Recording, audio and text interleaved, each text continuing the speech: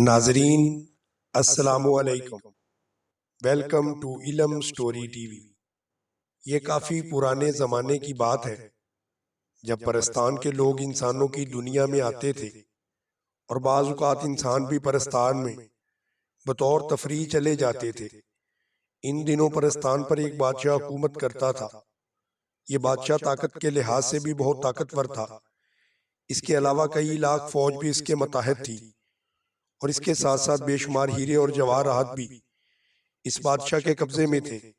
लेकिन इसके बावजूद बहुत रहमदिल और नेक फितरत था। कोई भी गरीब, परी या परीजाद उसके दरबार से खाली हाथ नहीं जाता था।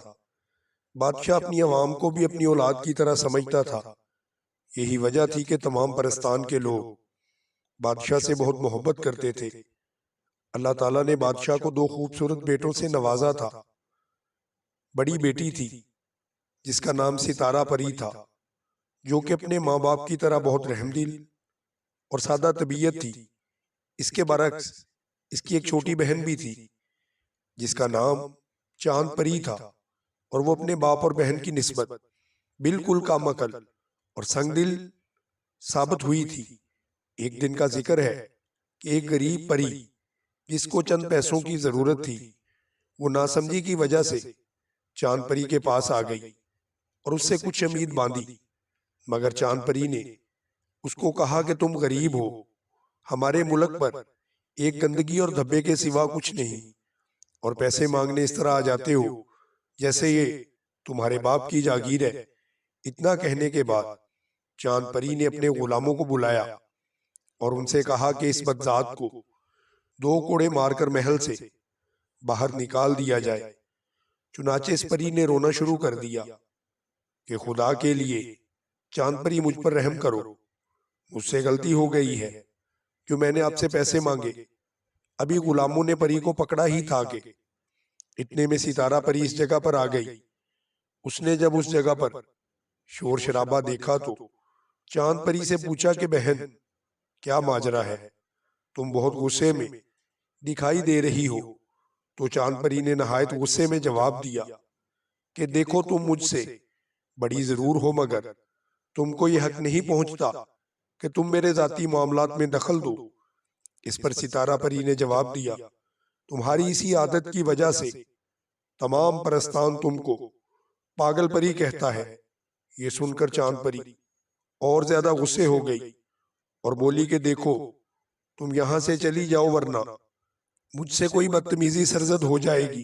इस पर सितारा परी ने पूछा कि अच्छा ये बताओ कि इस परी का क्या कसूर है।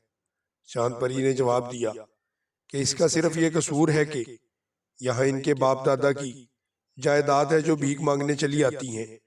ये सुनकर सितारा परी फौरन समझ गई कि मामला क्या हुआ होगा। उसने फौरन गुलामों को हुक्म दिया कि उसको छोड़ दो और हाँ चांद परी बहन, इस परी की तरफ से मैं तुमसे माफी मांगती हूँ। ये सुनकर गुलामों ने उस परी को छोड़ दिया। सितारा परी इस गरीब परी को अपने साथ ले गई और इसकी कुछ माली इमदाद की और साथ में अपनी बहन की तरफ से उससे माफी मांगी। इत्तफाक से उसी वक्त एक फरिश्ता सीरत बुजुर्ग जो परस्तान में किसी काम से आए हुए थे, वो ये सब मामला देख रहे थे। उन्होंने दिल में सोचा कि चांद परी तो बिल्कुल पागल है, बल्कि पागल होने के साथ साथ वो जालिम भी है। अगर इस परी को सजा न मिली तो ये परस्तान में रहने वालों के लिए एक दिन आफत बन जाएगी। बस उन्होंने दिल में सोचा कि मैं दरबार में जाऊंगा। बस दूसरे दिन जब दरबार लगा हुआ था और दरबार में बड़ी रौनक थी, सोने की 3 कुर्सियां सामने तख्त पर बिछी हुई थी। दरमियान में परस्तान का बादशाह बैठा हुआ था। एक तरफ सितारा परी और दूसरी तरफ उसकी बहन चांद परी बैठी हुई थी। बादशाह सलामत हर एक की फरियाद सुन रहे थे और बड़े इंसाफ से फैसले कर रहे थे। तमाम लोग खामोशी से बैठे थे कि अचानक सामने से एक सफेद लबास में एक बुजुर्ग नमूदार हुए और फौरन शाही परस्तान के सामने पहुंच गए। बादशाह ने बड़े गौर से उनकी तरफ देखा और बड़े इत्तेफाक से उनके आने की वजह पूछी। उस पर वो बुजुर्ग कुछ देर के लिए खामोश रहे। फिर उन्होंने अपनी खामोशी को तोड़ा और कहा कि ऐ बादशाह सलामत, क्या मैं तुझसे कुछ मांगू तो दे दोगे? उस पर बादशाह ने बड़े प्यार से जवाब दिया, हाँ जरूर, अगर मेरे बस में हुआ तो मैं आपको वो चीज जरूर दूंगा जो आपकी ख्वाहिश होगी। इसके बाद ये सुनकर वो बुजुर्ग बोले, मुझे तुम्हारी जान की कोई जरूरत नहीं, मैं तो सिर्फ इतना चाहता हूँ कि सिर्फ एक दिन के लिए आप मुझे अपने तख्त पर बिठा दे। परस्तान के बादशाह ने जब ये सुना तो वो बड़ा हैरान हुआ कि ये तो बड़ी अजीब किस्म की ख्वाहिश है, मगर बादशाह को मालूम था कि आज तक कोई भी सवाली उसके दर से खाली हाथ नहीं गया है और ये भी नहीं जाएगा। बस बादशाह ने कहा कि जनाब, आइए आप मेरी कुर्सी पर बैठ सकते हैं। ये कहकर जैसे ही बादशाह कुर्सी से उठने लगा, चांद परी एकदम अपनी कुर्सी से उठ खड़ी हुई। चांद परी की दोनों आंखें गुस्से से सुर्ख हो रही थीं। उसने अपनी गरजदार आवाज में कहा, ए जलील बदजात बूढ़े, तुझे हिम्मत कैसे हुई इस किस्म की ख्वाहिश करने की? तुझे तेरी औकात भूल गई जो तूने ऐसी जुर्रत की है? बादशाह ने चांद परी को चुप करा दिया, मगर उस बूढ़े बुजुर्ग ने जवाब दिया, हम तो अल्लाह से प्यार करने वाले हैं, हमें इस बादशाहत से क्या लेना देना? ये तो सिर्फ बादशाह का एक इम्तिहान था जिसमें वो पूरी तरह से कामयाब हो चुका है, और खास तौर पर चांद परी का, क्योंकि मुझे मालूम था कि ये परी बहुत बदतमीज और जालिम है, इसलिए मैंने इस किस्म की ख्वाहिश को जाहिर किया ताकि ये पागल परी अपने अंदर का गंद बाहर निकाले। और अब इस परी को अपने किए की सजा जरूर मिलेगी, क्योंकि उसने गरीब परियों और परीजादों पर बहुत जुल्म किए हैं, उनकी जिंदगियों को अजीरन बना रखा है। ये कहकर उस बुजुर्ग ने चांद परी पर कुछ पढ़कर फूंक मारी कि इसका तमाम जिस्म पत्थर का बन गया, मगर गर्दन से सर तक जिंदा रहा, ताकि चांद परी अपनी हालत पर आंसू बहाती रहे। बादशाह ने जब अपनी बेटी की ये हालत देखी तो वो एकदम परेशान हो गया। इसने फौरन उस बुजुर्ग के पांव पकड़ लिए और कहने लगा, ए बुजुर्ग बाबा, मेरी बेटी को माफ कर दो। इस बुजुर्ग ने जवाब दिया, तेरी बेटी बड़ी जालिम है, और हाँ, गौर से सुनो, मैंने इसको पत्थर का बना दिया है, मगर इसको वापस असली हालत में लेके आना मेरे लिए भी अब मुमकिन नहीं। ये कहकर वो बुजुर्ग सबकी नजरों से ओझल हो गए। बुजुर्ग के जाने के बाद तमाम लोग अपने अपने घरों को वापस चले गए। बादशाह और सितारा परी की आंखों में भी आंसू भर आए थे। इसके अलावा चांद परी भी अपनी हरकतों को याद करके ज़ारो कतार रो रही थी, मगर अब पछताने का क्या फायदा जब चिड़ियां चुग गईं खेत। सितारा परी ने चांद परी से कहा कि बहन, मैंने तुमको कई बार समझाया था कि कभी किसी से बदतमीजी ना करो, किसी पर भी जुल्म मत करो, मगर तुम हमेशा मेरी बातों को सुनी अनसुनी कर देती थी। अब तुमने देख लिया कि क्या इंजाम हुआ। ये सुनकर चांद परी ने कहा कि मैं सच्चे दिल से तौबा कर चुकी हूँ। मेरी बहन, मुझे इस मुसीबत से किसी न किसी तरह नजात दिलाओ, वरना मैं अपना गला दबाकर खुद को खत्म कर लूंगी, क्योंकि ऐसी जिंदगी से मौत बेहतर है। इस पर सितारा परी ने कहा, तुम हिम्मत मत हारो, अब हमें सोचने का मौका दो कि किस तरह से तुम पत्थरों के बाद दोबारा से अपने असली जिस्म में आ सकती हो। इसके अलावा चांद परी के पत्थर बन जाने के बाद सितारा परी हमेशा ही उसके साथ रहती थी, ताकि उसको अकेलेपन का एहसास ना हो। उसके अलावा वो काफी गौर भी कर रही थी कि किस तरह से चांद परी को इस मुसीबत से छुटकारा दिलाया जाए। आखिर उसकी समझ में एक तरकीब आई। उसने अपने बाप से कहा कि हमारे परस्तान में एक बहुत नेक और शरीफ बुजुर्ग भी तो हैं जो किसी से मिलते नहीं हैं। अगर हम उनके पास जाकर उनके पैरों में गिर जाएं, तो मुझे उम्मीद है कि वो जरूर इसका कोई ना कोई हल निकाल देंगे, क्योंकि वो भी एक इंसान है। ये बात परस्तान के बादशाह की समझ में आ गई। चुनाचे दूसरे दिन वो दोनों इस बुजुर्ग के पास पहुंच गए, जो कि परस्तान के जंगल में रहते थे। बादशाह ने फौरन जाकर उनके कदमों में अपना सर रख दिया और जारों की तार रोने लगा। इस पर बुजुर्ग, जो अपनी इबादत में हमेशा मसरूफ रहते थे, बोले कि उठो बेटा, मैं सब कुछ जानता हूँ, तुम मेरे पास क्यों आए हो, मगर ये बात याद रखो कि इस परी को सजा बिल्कुल ठीक मिली है, मगर अब पहले से काफी वो ठीक हो चुकी है। बादशाह और सितारा परी ने उस आदमी से कहा कि अब वो किसी से कभी बुरा सलूक नहीं करेगी। आप चांद परी को दोबारा सही हालत में लाने के लिए कोई इंतजाम कर दें। पर वो बुजुर्ग बोले, चंद मिनटों के लिए मुझे सोचने का मौका दो, इंशाअल्लाह इसका कोई ना कोई हल जरूर निकल आएगा। इसके बाद बुजुर्ग खामोश हो गए। उन्होंने अपनी दोनों आंखों को भी बंद कर लिया। तकरीबन आधा घंटा सोचने के बाद आंखों को खोला और बोले, सुनो, इंसानों की दुनिया में जनूब के जंगल की तरफ दरिया है। इस दरिया में मछलियों की एक मलका रहती है, जिसने एक मुर्गी पाल रखी है।